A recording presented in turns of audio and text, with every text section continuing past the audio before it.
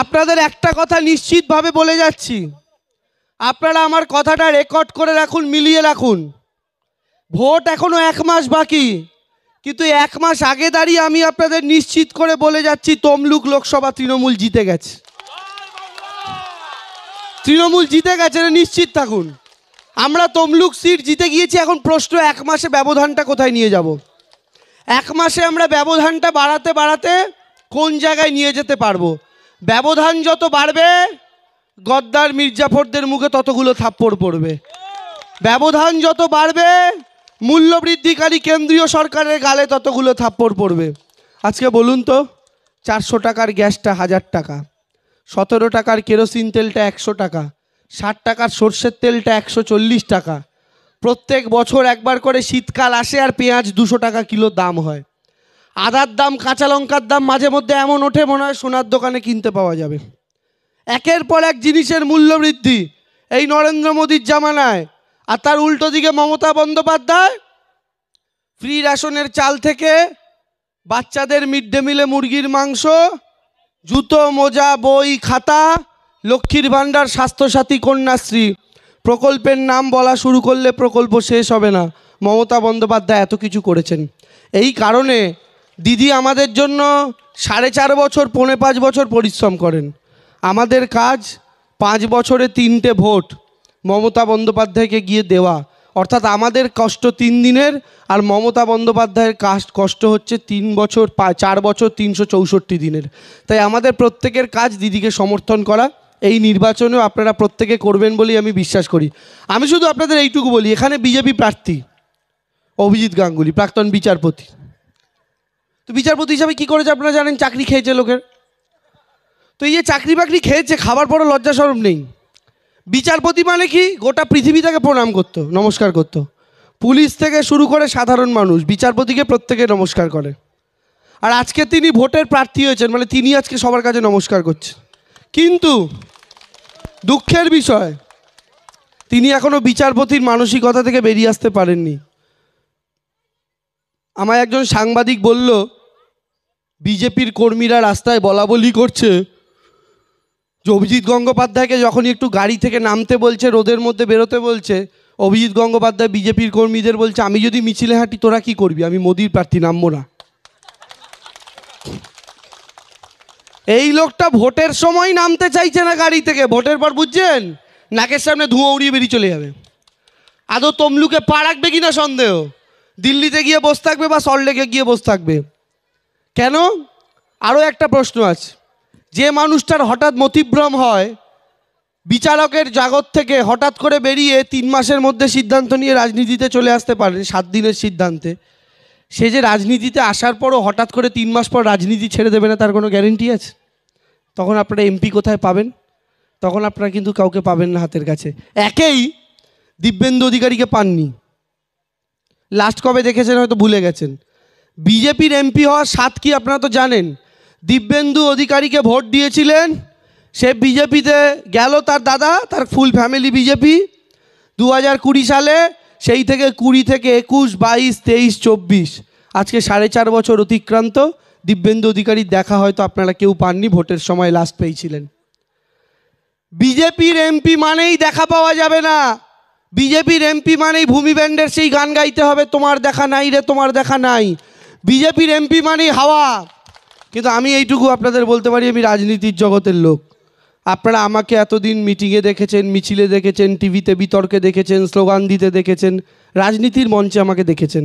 ফলে আমি কিন্তু রাজনীতির মঞ্চ ছেড়ে অন্য কোথাও যাওয়ার লোক নই। আমি সিনেমার জগৎ থেকেও আসিনি, গানের জগৎ থেকেও আসিনি, আবার প্রাক্তন বিচারপতিও ছিলাম না। আমি আগেও রাজনীতির লোক ছিলাম, আজও রাজনীতির লোক আছি।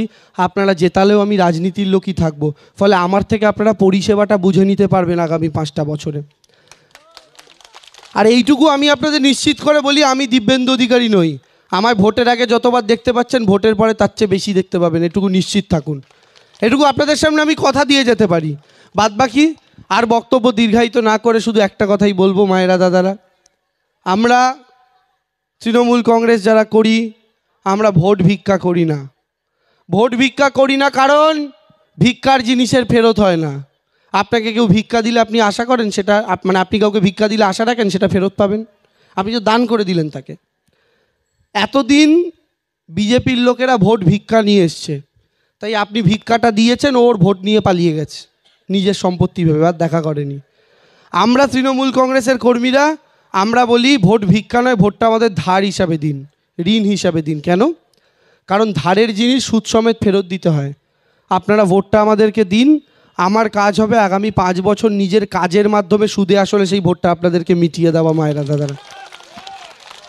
তাই তৃণমূল কংগ্রেসের স্লোগান ভিক্ষা নয় চাইছি ঋণ, জোড়া ফুলে ভোট দিন, এটা হচ্ছে আমাদের স্লোগান।